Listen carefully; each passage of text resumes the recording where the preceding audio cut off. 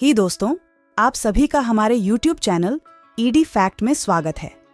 आज हम इस वीडियो में चीता के इतिहास और उनका मनुष्यों के साथ क्या संबंध है, इसके बारे में जानेंगे। आइए जानते हैं। चीते का विकास और इतिहास उसकी प्रजाति की तरह ही उल्लेखनीय और दिलचस्प है। इसका विकास लगभग 7 मिलियन वर्ष पहले का है और यह ग्रह के लगभग सभी महाद्वीपों तक फैला हुआ है। मानव संपर्क के साथ इसका इतिहास 32,000 ईसा पूर्व तक जाता है और हजारों वर्षों के मानव इतिहास में चीता विभिन्न सभ्यताओं और संस्कृतियों में महत्वपूर्ण अर्थ का प्रतीक रहा है। आज तक भी चीता को एक आध्यात्मिक जानवर माना जाता है जो अनुकूलनशीलता, दृढ़ता और फोकस जैसी कई सकारात्मक विशेषताओं के प्रतीक के रूप में प्रकट होता है।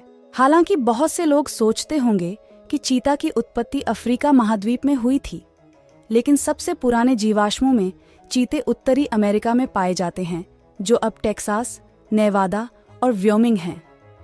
लगभग 10,000 साल पहले आखिरी हिमयुग के अंत तक चीते पूरे एशिया, अफ्रीका, यूरोप और उत्तरी अमेरिका में आम थे।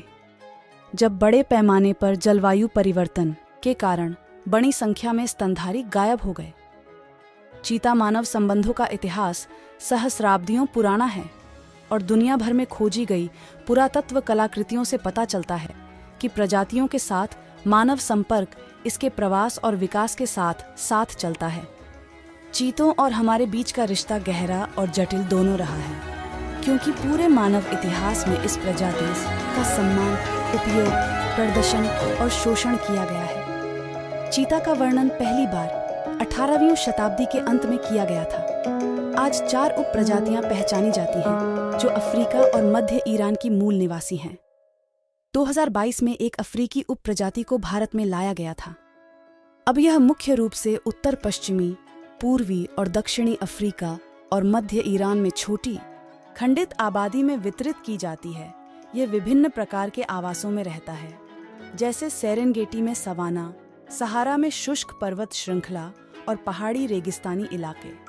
चीता 3 मुख्य सामाजिक समूहों में रहता है: मादा और उनके शावक, नर गठबंधन और अकेले नर, जबकि मादाएं बड़े घरेलू क्षेत्रों में शिकार की तलाश में खानाबदोश जीवन व्यतीत करती हैं। नर अधिक गतिहीन होते हैं और इसके बजाय प्रचुर मात्रा में शिकार और मादाओं की पहुंच वाले क्षेत्रों में बहुत छोटे क्षेत्र स्थापित करते हैं। चीता दिन के दौरान सक्रिय रहता है, सुबह और शाम के समय चरम पर होता है। यह छोटे से मध्यम आकार के शिकार को खाता है, जिसका वजन ज्यादातर 40 किलोग्राम से कम होता है। चीता आमतौर पर अपने शिकार की ओर बढ़ने से पहले 60 से 100 मीटर के भीतर उसका पीछा करता है। पीछा करने के दौरान उसे ठोकर मारता है और उसके गले को काटकर उसका दम घोंटकर मार डालता है। यह पूरे वर्ष प्रजनन करता है। लगभग 3 महीने के गर्भधारण के बाद मादाएं 3 या 4 शावकों को जन्म देती हैं। चीता को निवास स्थान के नुकसान, मनुष्यों के साथ संघर्ष, अवैध शिकार और बीमारियों के प्रति उच्च संवेदनशीलता से खतरा है। 2016 में वैश्विक चीता आबादी जंगलों में 7,000 व्यक्तियों की अनुमानित थी। इसे IUCN रेड लिस्ट में असुरक्षित के रूप में सूचीबद्ध किया गया है। इसे कला, साहित्य, विज्ञापन और एनिमेशन में व्यापक रूप से चित्रित किया गया है। इसे प्राचीन मिस्र में पालतू बनाया गया था और अरब प्रायद्वीप और भारत में अनगुलेट्स का शिकार करने के लिए प्रशिक्षित किया गया था। इसे 19वीं सदी की शुरुआत से चिड़ियाघरों में रखा गया है। वीडियो अच्छा लगा हो तो प्लीज़ वीडियो को लाइक, शेयर, कमेंट और सब्सक्राइब करें।